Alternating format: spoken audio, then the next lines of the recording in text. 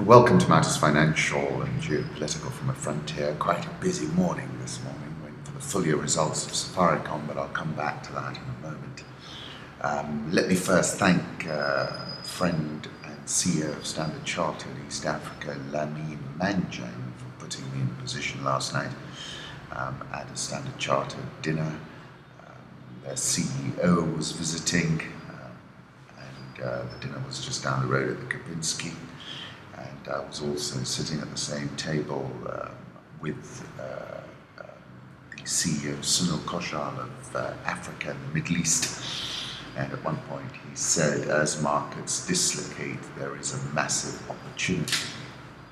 The CEO of Stanchart, Bill Winters, spoke of East Africa being a role model for the bank, and that Kenya was a bright spot, which is something common theme that we've seen lately.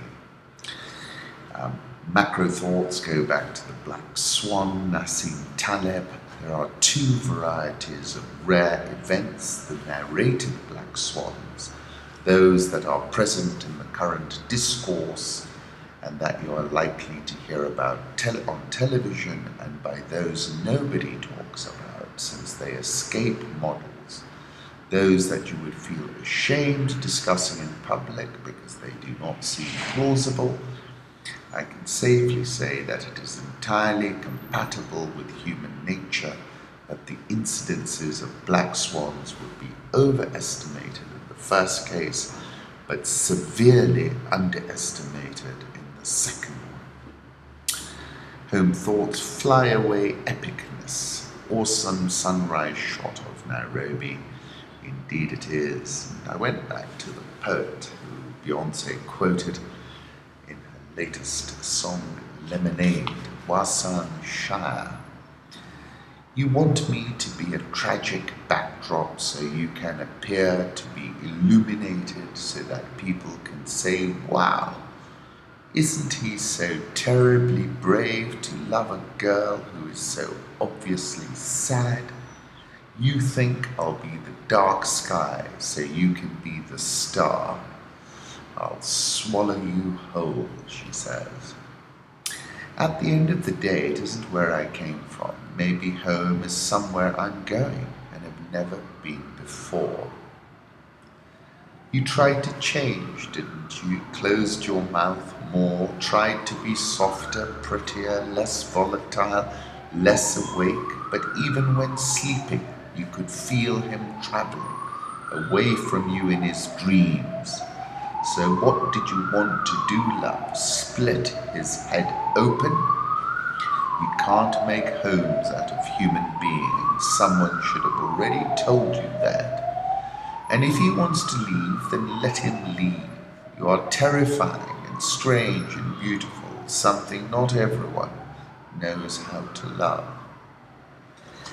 To my daughter I will say, when men come, set yourself on fire. Pretty powerful stuff. I've got 3 daughters. I don't know if I really want to give them that advice. Political reflections, but it was very powerful. Political reflections: Afghanistan and Nigeria, possibly the most corrupt countries. Cameron let slip to the Queen. Bit of a faux pas, I suppose. Queen Elizabeth caught on camera saying Chinese officials very rude during Xi's UK trip. So the UK coming under some crossfire. Currency markets, let's have a look. 113.95 euro dollar, dollar index 94.10, Japanese yen 108.65, Swissy 0.9732, the pound 144.24, the Aussie, where we got an election on the horizon, 0.7354, Indian rupee 66.725, South Korean won 11.6931, the Rial 347.42, Egyptian pound 8.87, and the Rand softer at 15.25. Goldman Sachs is telling Bloomberg the dollar slump is over, and they're basing that view on the fact that the dollar index fell below 93, but then rebounded above it and is now above it. And I would incline to their point of view. Commodity markets, gold 1272.3. Remember, we pushed through 1300 last week I expect a further push through that level once we've consolidated these recent gains above 1250. David Inglis, who sits somewhere in the Far East from Bloomberg, says nearing that golden moment for black gold, golden cross upon us for the first time since 2014, price crash. That's typically a very bullish signal for oil. I'm not so convinced. US crude oil is around the 44.75 level. Turkish lira continues to weaken after current account deficit has widened to $3.677 billion in March from $1.97 billion. There's a price to pay for economics, or whatever you care to call it. You've seen tourism slump considerably. You've seen the war come into Turkey. You've seen the aggression against the Kurds probably push away a lot of tourism as well. And the standoff with Russia continues to put pressure on Turkey. Coming to Africa, election delays raise tensions in resource-rich Congo. Delays and standoffs with the political opposition in a planned presidential election are raising the threat of widespread violence in the DRC, the war-ravaged but resource-rich nation that is seen as key to continental stability. Tensions escalated last week when Congolese security forces surrounded the home of Moise Katumbi to arrest the former popular state governor, soccer club owner, the day after it said he would run for president in elections scheduled for November. The government of President Joseph Kabila, who has been in power since 2001, has accused him of hiring mercenaries. Katumbi denies the charges, but remains free only, this is interesting, after the intervention of United Nations peacekeepers. Mr. Katumbi appeared before a prosecutor late Monday to answer to the charges, and the police appeared to have stopped pursuing his immediate arrest. Term limits bar 44-year-old Mr. Kabila, who took over after his father was assassinated in 2001, from running again in November. The government had originally called for a national census before the vote, then more recently said it needed to clean up the voter registry, a process that could take as long as 2 years. The election is not going to happen this year. Thierry Vercolon, long-time Congo researcher, he has already found the way to remain in charge. He has not organized the election. That's the key point, mind you. This is definitely going to escalate if there's no political dialogue. This is Jason Stearns, who was expelled not too long ago. This is probably the most important conflict to prevent in Africa over the next couple of years. Talking about how Congolese police surrounded Mr. Katumbi's residence and tried to arrest him. A spokesman for the UN military mission in Congo said its peacekeepers stopped the police from taking Mr. Katumbi into custody. Our peacekeeping troops in Lumumbashi contained the situation at Katumbi's residence. They were also able to stop his attempted arrest. The situation is now calm. Congo's Information Minister Lambert Mende warned the UN against blatant meddling into domestic affairs. The actions by the UN force are beyond their mandate, and they certainly know their limits, Mr. Mende said. We will not be tolerant for long, so a number of standoff situations developing. Seeing President Mugabe's frailty, Zimbabwe braces for turmoil. This is quite a hard-hitting article in the New York Times. The independence festivities took place just as they have for decades, led by President Robert Mugabe, the only leader Zimbabwe has ever had. As Mr. Mugabe inspected a military parade during the celebrations last month, he did something unusual. When his vehicle stopped in front of a framed picture of the president, Mr. Mugabe bowed before his own portrait. Zimbabweans were stunned. Had their president grown so feeble, they wondered that he could no longer recognize the person in front of him. Mr. Mugabe is the world's oldest head of state, said this year he would preside over Zimbabwe until God says, come. His increasingly powerful wife, Grace, vowed that her husband would rule from a special wheelchair until he was 100. But the end of an era looms over this capital as Mr. Mugabe has grown visibly weaker in the past year. Talk of his death dominates the private conversations of the governing class, leading to some cutthroat maneuvering for the end game. As in the final days of Mobutu Sese Seko's Zaire or Felix Houphouët-Boigny's Ivory Coast, two other African nations forged over decades by a single leader, tensions and anxieties hang heavy in the air. Conversations delicately include phrases like "when the old man goes" or "when nature takes its course." For the first time, Mr. Mugabe has been forced to talk about his mortality. "I am not dying," he said. "Shame on you." This was an interesting comparison. The present is now a story reminiscent of Mao and Jiang Qing, said Mr. Mutsvangwa, who served as Zimbabwe's ambassador to China, referring to Mao Zedong's fourth wife, who in the leader's final years assumed great power as part of the Gang of Four. According to Bloomberg, Uganda's top export, more than coffee, is mercenaries. Armed guards are Uganda's top export. Mercenary remittances surpassed coffee exports in 2009, according to the Ministry of Gender, Labour and Social Development. Interpol's Kampala Bureau conducts roughly 1,000 background checks on Ugandans heading abroad for security jobs every month, just to make sure we're not sending foreign fighters.